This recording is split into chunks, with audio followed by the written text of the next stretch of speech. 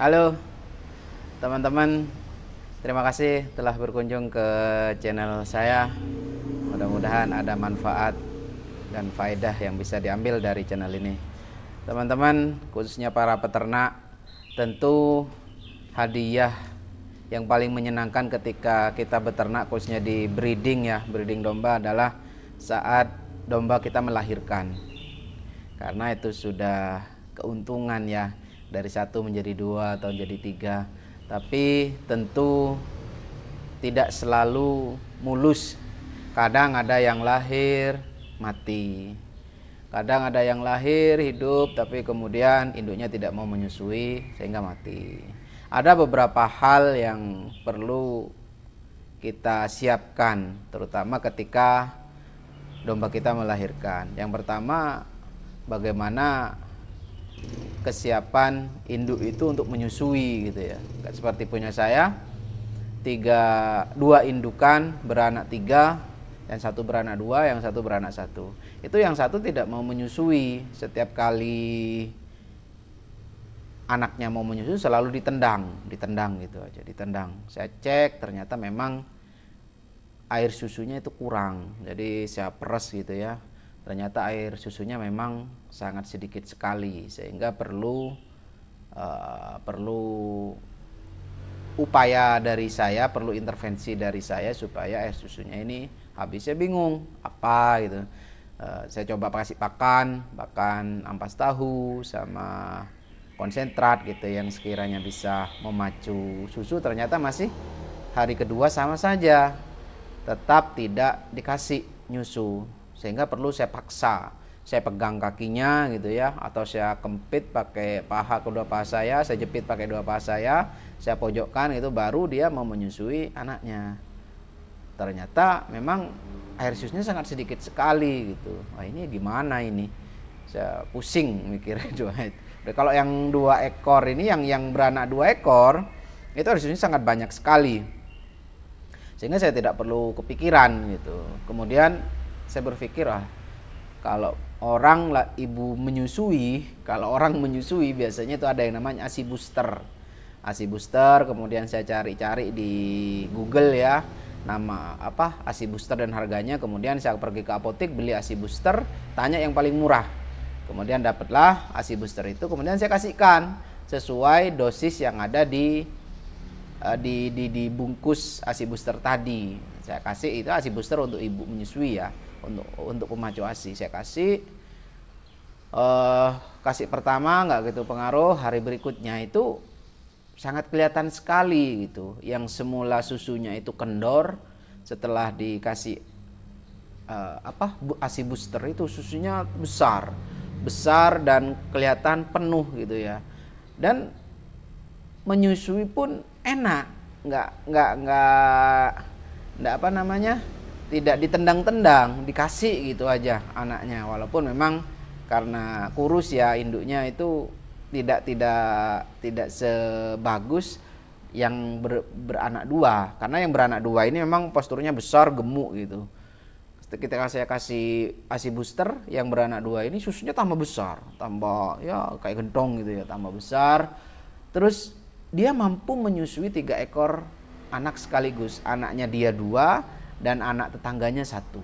Jadi yang anak tetangga ini yang hanya 1, kelahiran 1 ini, nyusunya numpang ke yang beranak 2 itu. Jadi ya ini luar biasa gitu ya. Kemudian hari berikutnya saya kasih lagi, cuman pakan memang saya pacu pakai ampas tahu sama konsentrat, karena percuma kita kasih ASI booster tapi asupan nutrisi pada induk tidak maksimal gitu. Karena selain misalnya dikasih pemacu saja tapi bahan yang mau dipacu itu tidak ada, ya kan percuma juga. Jadi harus imbang antara pemacu obat tadi dengan makanan. Sebetulnya ada yang mudah dan gratis ya, misalnya daun katu atau daun kelor atau daun-daun pemacu ASI ibu hamil yang lainnya yang sering dikonsumsi oleh ibu hamil. Itu sebetulnya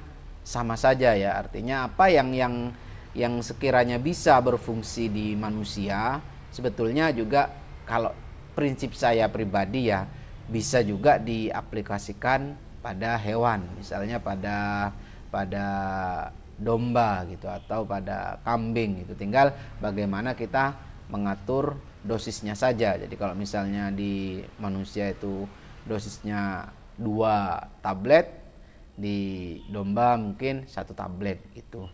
Jadi perlu ya teman-teman, artinya indukan ini perlu dibantu ketika menyusui, perlu dibantu sehingga proses menyusui menjadi lancar. Atau kalau pengen murah juga ada pakai air leri, air sisa cucian beras. Itu juga ada beberapa teman yang menggunakan air leri ini untuk pemacu air susu indukan yang khusus menyusui, karena kualitas dan kuantitas air susu indukan ini sangat berpengaruh terhadap pertumbuhan si bayi domba tadi ya. Kalau misalnya kualitasnya jelek, jumlahnya juga sedikit, tentu rawan terjadinya malnutrisi atau ya gizi buruk. Kalau pada manusia, di domba pun juga sama, gizi buruk. Dombanya nggak besar-besar, artinya mah kecil gitu aja, ya, kena gizi buruk gitu. Tentu ini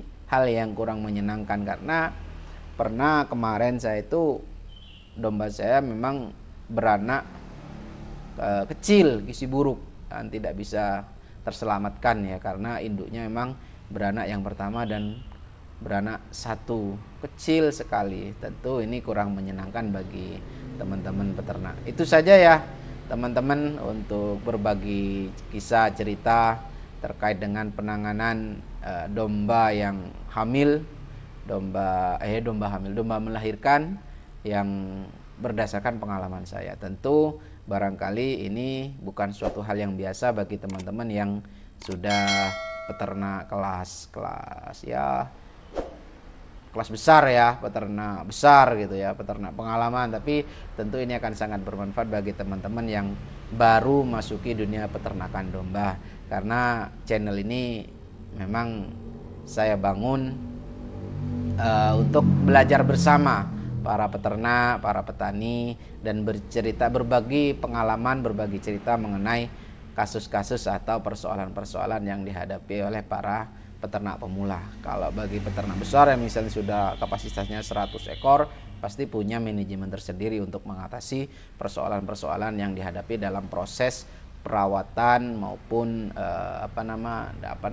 merawat ataupun menjaga kesehatan dari ternak-ternak yang dimiliki.